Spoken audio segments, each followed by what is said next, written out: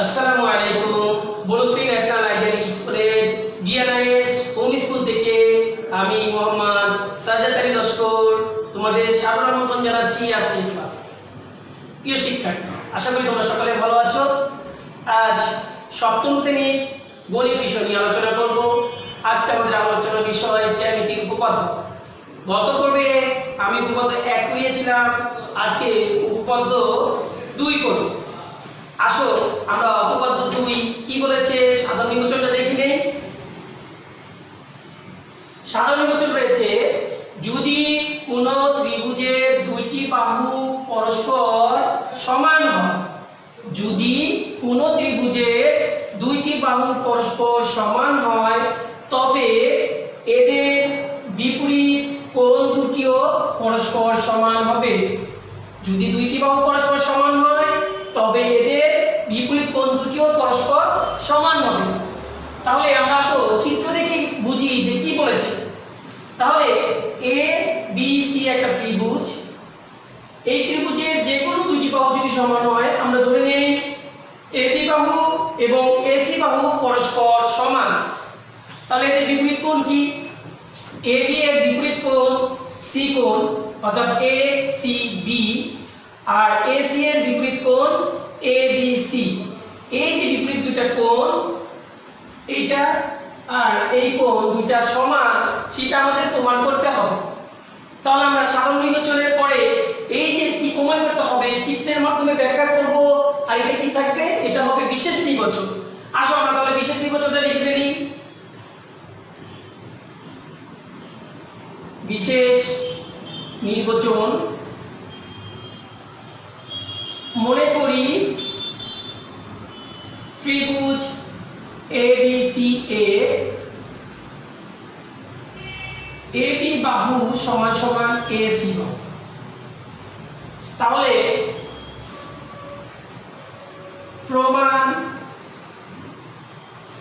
করতে হবে যে কোণ ABC সমান কোণ ACB, অর্থাৎ এই বি কোণ আর সি কোণ সমান, সেটা আমরা প্রমাণ করব। এই প্রমাণ করার জন্য আমাদের কিছু অঙ্কন করতে হবে। আলাদা এই চিত্রটাকে আর একটু এঁকে দেখাইতে হবে। তাহলে আমরা কি করব? এই যে এই কোণটা আছে, এই কোণকে আমরা সমদ্বিখণ্ডক বের করব। এই কোণকে সমদ্বিখণ্ডক করব। তাহলে এই কোণকে আমরা একটা সমদ্বিখণ্ডক করলাম, সেটা বিসি কে ডি বিন্দুতে ছেদ করে। আবার বলছি, এই কোণকে আমরা সমদ্বিখণ্ডক করলাম, অর্থাৎ এই কোণকে দুই ভাগে সমান দুই ভাগে ভাগ করলাম। তাহলে এই ভাগ যে সমদ্বিখণ্ডক এবি বিসি কে ডি বিন্দুতে ছেদ করে। তাহলে এই অঙ্কটা আমরা লিখে ফেলি।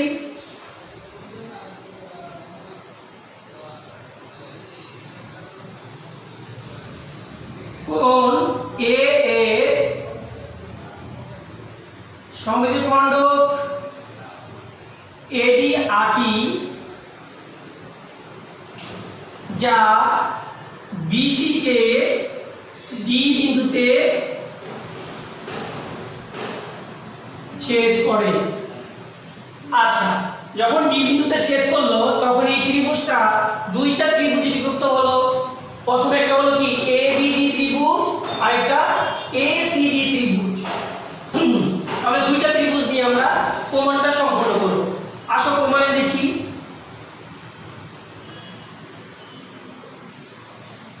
তাহলে প্রথমে ত্রিভুজ এবিডি ও ত্রিভুজ এডিসি হতে আমাদের এবি বাহু এবং এসি বাহু সমান বলে দেওয়া আছে। এবি সমান সমান এসি। তাহলে একদম আমরা লিখব এবি সমান সমান এসি দেওয়া আছে, বা প্রদত্ত, যা লেখো প্রদত্ত লেখা যাবে, দেওয়া আছে লিখলেও চলবে। এই দুটো ত্রিভুজে এডি বাহুটা কি? তাদের সাধারণ বাহু, অর্থাৎ সাধারণ বাহু কি? এবিডি ত্রিভুজেরও এডি একটা বাহু, এডিসি ত্রিভুজেরও এডি একটা বাহু। তাহলে 2 এডি সমান সমান এডি সাধারণ বাহু। এখন আমরা যে অঙ্কন করলাম কোণ এ কে যে আমরা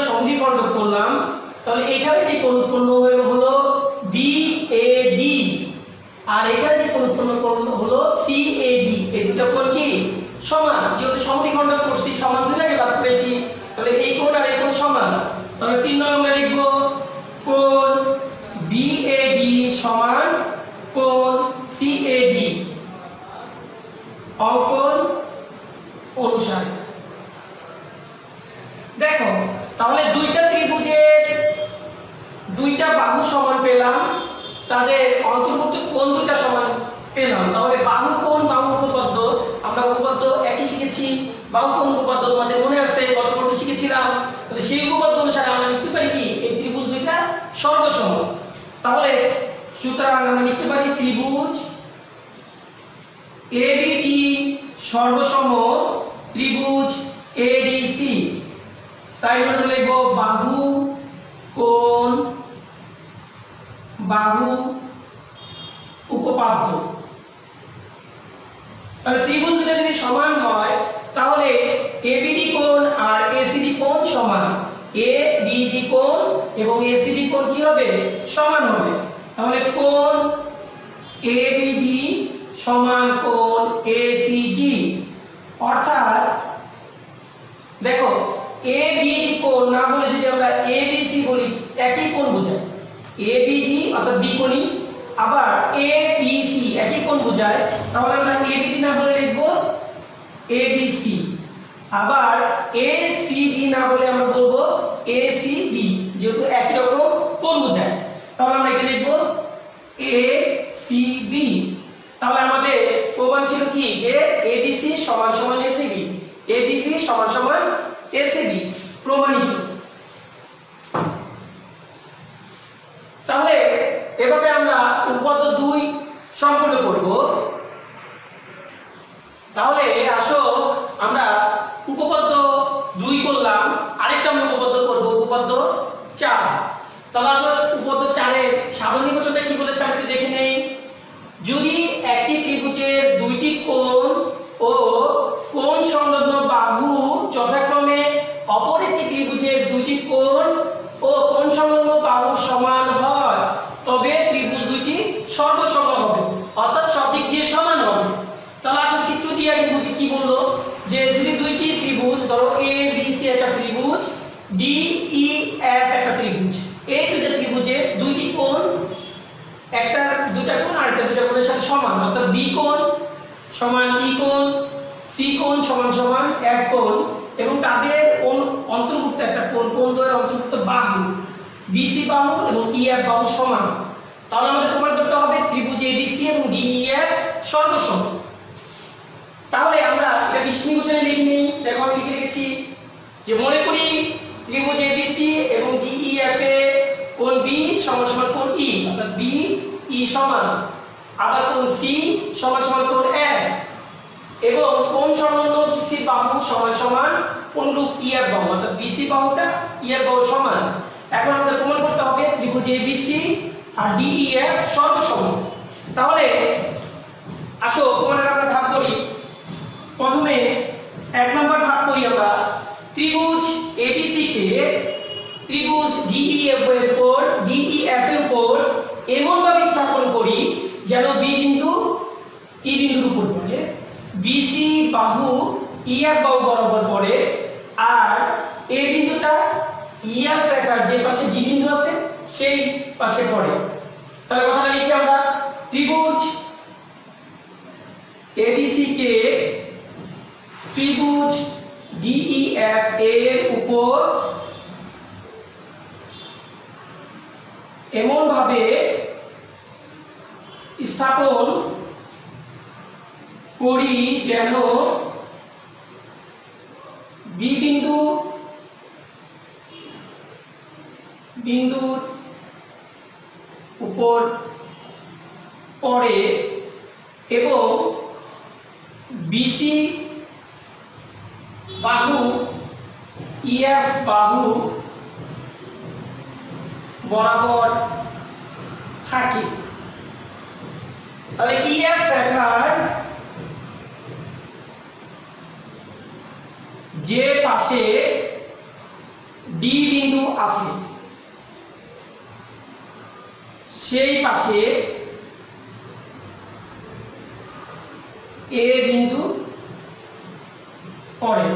অর্থাৎ এবিসি ত্রিভুজটাকে উঠিয়ে নিয়ে যদি আমরা ডিই এর ত্রিভুজের উপরে এমনভাবে রাখি বি বিন্দু ই বিন্দুতে, আর বিসি বাহুটাকে ঠিক ই এর বাহু বরাবর আমরা রাখবো, আর এই বিন্দুটা অবশ্যই ডি বাহু যেদিকে আছে, ডি বিন্দুটা যেদিকে আছে সেই দিক বরাবর থাকে। জাস্ট যেভাবে আছে ঠিক সেভাবে আমরা এর উপরে বসিয়ে দিলাম। এখন আমাদের শর্তের ভিতরে ছিল কি, যেহেতু বিসি বাহু এবং ই এর বাহু সমান, বিসি এবং ই এর বাহু যদি সমান হয় তাহলে আমরা কি বাহু সর্বসমতা হিসাবে আমরা জানি না যে যদি দুইটা বাহু সমান হয় তাহলে একটা প্রান্ত বিন্দু যদি একটা আরেকটা প্রান্ত বিন্দুর সাথে মিলে যায়, মনে করো বিসি বাহু আর ই এর বাহু যদি সমান হয়, বি বিন্দুটা ই বিন্দুর উপর পড়ে, তাহলে বাহু সর্বসমতা অনুযায়ী অপর যে বিন্দু সি সেটা অবশ্যই এক বিন্দুর উপরে পড়বে। তাহলে কথা আমরা লিখবো যেহেতু বিসি সমান সমান ই এফ, সুতরাং সি বিন্দু এফ বিন্দু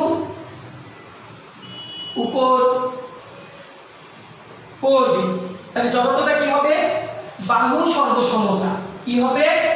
বাহু সর্বসমতা।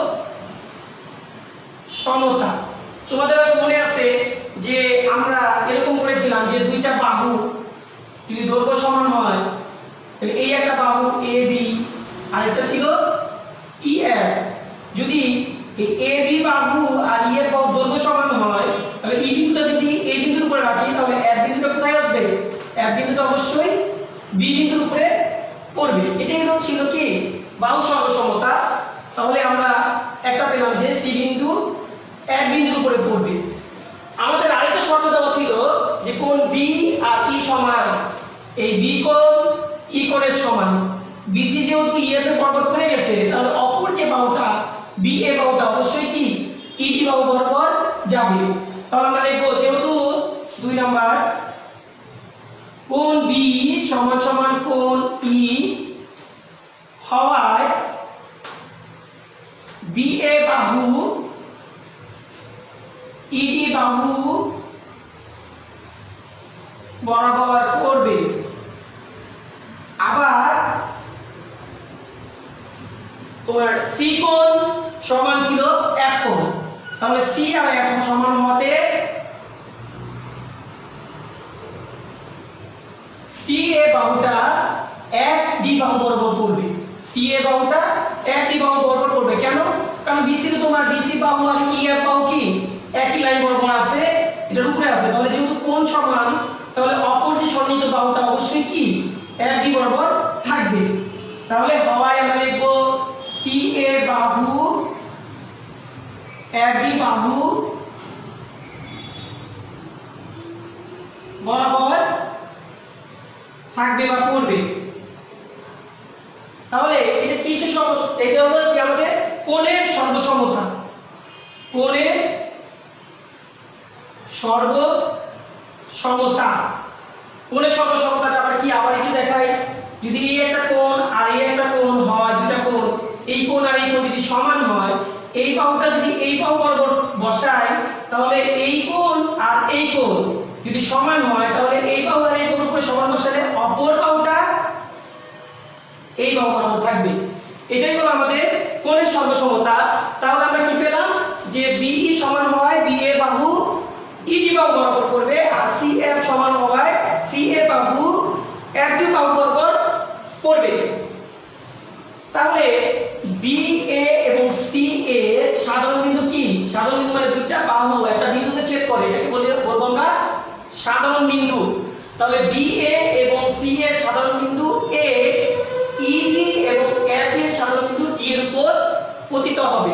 অর্থাৎ এই দুইটা যে বিন্দুতে ছেদ করবে একই কোণ হওয়ার কারণে এই দুইটা রেখা যে বিন্দুতে ছেদ করবে সেই বিন্দুটা একই হবে।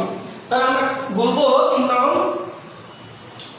যে বি এ ও সি এ এর সাধারণ বিন্দু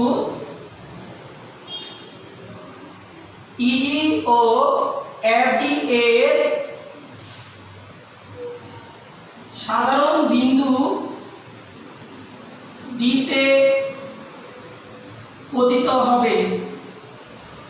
অর্থাৎ এ বিন্দু চারটি বিন্দু একই বিন্দু, তাহলে এ ও ডি একই বিন্দু হবে। তাহলে একই বিন্দু যদি হয় তাহলে কি সম্পূর্ণ আমরা কি পেলাম যে এবিসি ত্রিভুজটা ডিইএফ এর উপর সম্পাদিত হবে। সুতরাং ত্রিভুজ এবিসি ত্রিভুজ ডিইএফ এর উপর সমাপতিত হবে। তাহলে সমাপতিত হলে কি হবে আমরা একটু এদিকে দেখি। সমাপতিত হলে কি হবে? সমাপতিত হলে হবে তাহলে এটা যদি এটার উপর মিলে যায় তাহলে কি আমরা বলতে পারি যে কোন ত্রিভুজ দুইটা সর্বসম। সুতরাং আমরা সিদ্ধান্ত দিব ত্রিভুজ এবিসি সর্বসম ত্রিভুজ ডিইএফ। তাহলে কি সিদ্ধান্ত দিলাম? ত্রিভুজ এবিসি এবং ত্রিভুজ ডিইএফ সর্বসম। তাহলে আমরা কিন্তু প্রমাণ পেয়ে গেলাম। তাহলে যেহেতু ত্রিভুজটার উপর পড়েই গেল তাহলে সব কোণ সমান হবে, বাহু সমান হবে। তাহলে প্রিয় শিক্ষার্থী, তাহলে আমরা আজকে দুটি উপপাদ্য শিখলাম, উপপাদ্য 2 এবং উপপাদ্য 4। তোমরা বাসায় এটা ভালো মতো প্র্যাকটিস করবে, প্র্যাকটিস করার পরে ভালো মতো লিখবে। কারণ উপপাদ্য জ্যামিতি বিষয়গুলো ভালো মতো বুঝে শিখে বেশি বেশি লেখা। যতবার লিখবে তত তুমি ভালো করতে পারবে এবং আয়ত্ত করতে সহজ হবে। মুখস্থ করবে না, আগে বুঝবে, বুঝে লিখবে। যত লিখবে তত শিখবে। ঠিক আছে, আগামী ক্লাসে দেখা হবে। এটা তোমরা 2 উপপাদ্য এবং 4 এসডব্লিউ করবে। আগামী রবিবার ইনশাআল্লাহ জমা দিবে। আগামী ক্লাসে আবার